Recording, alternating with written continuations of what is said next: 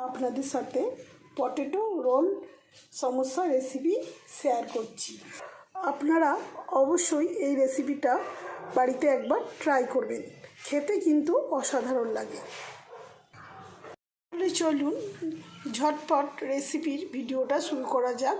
এখানে আমি একটা বড় সাইজে আলু সেদ্ধ করে মেখে নিয়েছি, একটি বোলের মধ্যে নিয়ে নিলাম। এরপর নিচ্ছি একটি মিডিয়াম সাইজের পেঁয়াজ কুচি। এবার নিচ্ছি দুটো কাঁচা লঙ্কা কুচি,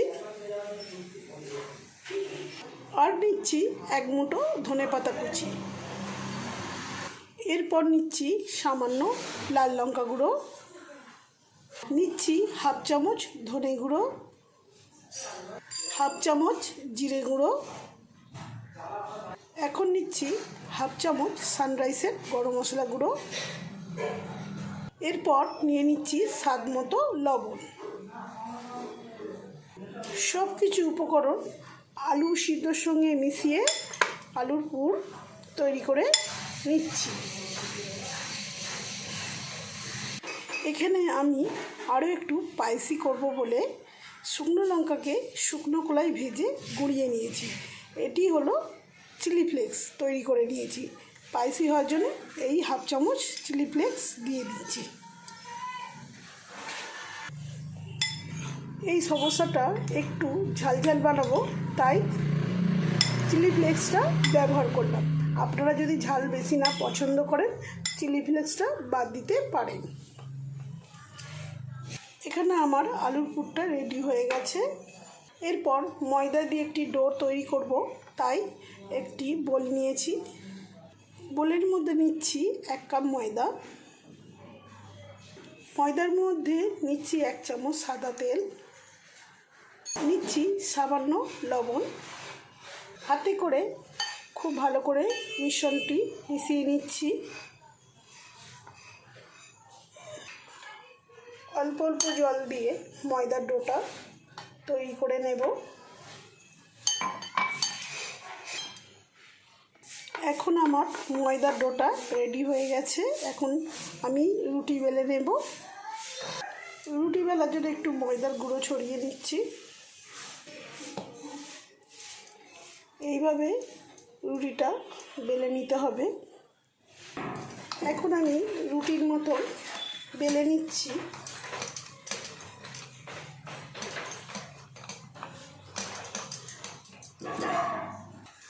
বেশ বড় করে বেলে নিতে হবে। এরপর বেলা রুটির মধ্যে পুরটা দিচ্ছি। পুরটা এইভাবে দিয়ে দিচ্ছি। এইভাবে চামচের সাহায্যে চারিদিকে এইভাবে ছড়িয়ে দিচ্ছি।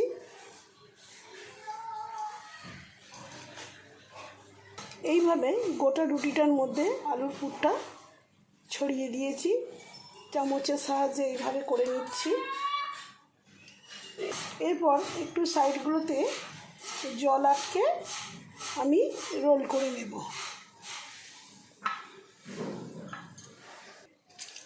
এইভাবে তুলে আমি রোল করে নিচ্ছি।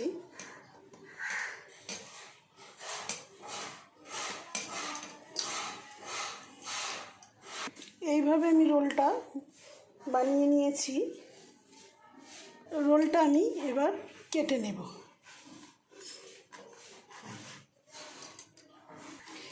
এইভাবে আমি কেটে নিচ্ছি রোলটা।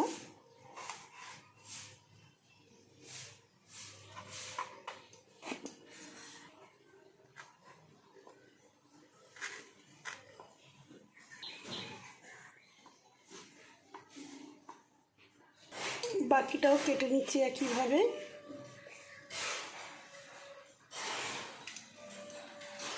আলুর পুর ভরা সমস্যাটা দেখতে কত সুন্দর লাগছে। এই আলুর সমস্যাগুলো একটু শেপ দিয়ে নিচ্ছি। এইভাবে সমস্যাগুলো আমি শেপ দিয়ে নিয়েছি। এরপর একটি পাত্র নিয়েছি, পাত্রর মধ্যে একটি ডিম ফাটিয়ে নিচ্ছি।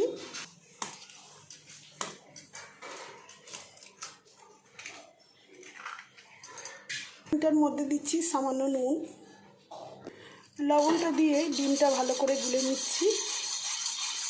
এরপর ডিমের গোলায় এইভাবে দিয়ে উল্টে পাল্টে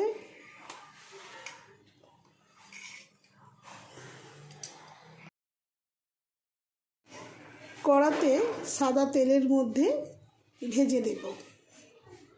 এইভাবে ডিমের গোলায় ডুবিয়ে গরম তেলের মধ্যে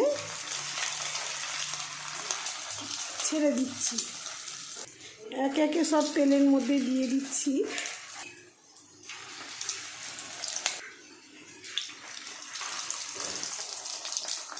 এক পিঠ ভাজা হয়ে গেলে উল্টে অপর পিঠটা ভেজে দেব।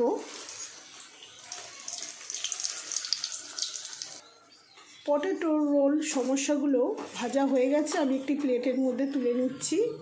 রেসিপির ভিডিও ভালো লাগলে লাইক, শেয়ার, কমেন্ট করে দেবেন এবং আমার নতুন নতুন রান্নার রেসিপি দেখার জন্য পাশে থাকা বেল আইকনটি প্রেস করে দেবেন। আপনারা ভালো থাকবেন, সুস্থ থাকবেন। ধন্যবাদ।